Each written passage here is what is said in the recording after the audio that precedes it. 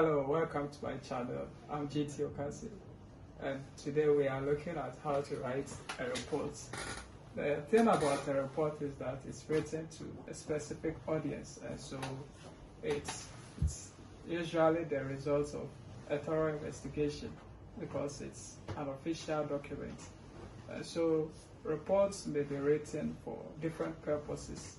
We could have a business report written at the workplace. Usually it could be annually or monthly or even a daily report. We could also have scientific or research reports, and then we can have academic reports. Although there are different types of reports, structure are quite similar. You'll find out that the components of each report looks the same. We will look at some of the features of a report. We have the title, which shows the name of the company, the address, then the heading of the whole report. Then we have what we call an executive summary or an abstract, which briefly summarizes all that the report is about. After writing the executive summary, then you look at the table of contents. So you line up all that is going to be in your report. Then you move on to your terms of reference. Sometimes you call it introduction, but then the terms of reference generally tells us the scope of the report, what is supposed to be in there and what is not supposed to be in the report. So when somebody reads your terms of reference, he knows what the whole report is about.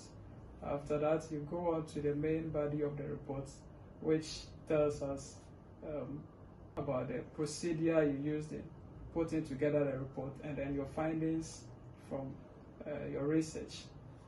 After that, you come to the conclusion. You draw conclusions from your findings. So after you have gone through the investigative process and then discover certain things, you draw conclusions from them, and then you put out some recommendations based on your conclusion or your findings. And then the final thing about a report is for you to write a list of references or a bibliography. The references are the sources of your information. Some of the places, some of the authorities that you quoted in your reports.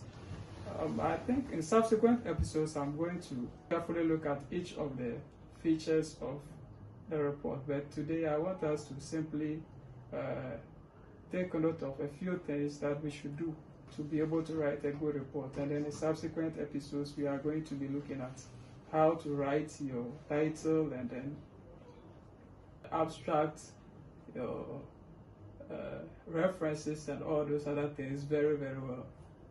For you to write a good report, you first have to know your audience. I said from the beginning that a report is to a specific audience, and so if it's to the marketing department, the content of the report should be aligned to them. You can't have a report that is supposed to be for the marketing department and then all you are talking about are things from the finance department or the HR department.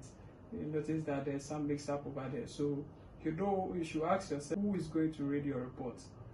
Most of the time, the persons or the people going to read the report are superiors, and so as an official document you should write in a formal language. You cannot use short forms or some of these social media colloquialisms in your reports. It has to be a formal language which is acceptable. And then again, you should decide to gather your information from credible sources.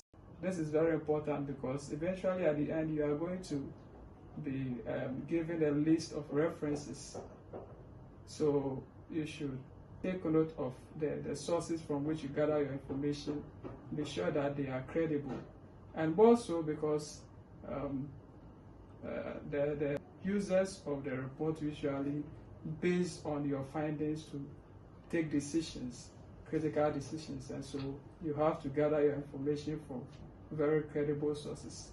Then from there, you always have to make a draft of the report. usually the first draft will come with errors. That's quite normal. You shouldn't be discouraged because you have a first draft and then there are some mistakes in it. But after writing your first draft, you need to proofread and then edit whatever you have written.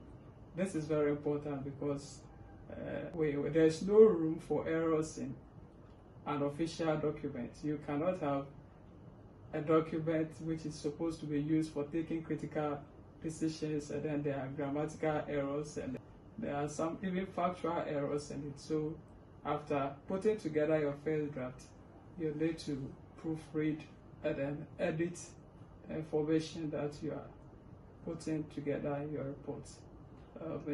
The next episode, I'm going to be teaching on how to write a good abstract and then the other features of a report. Thank you for your attention.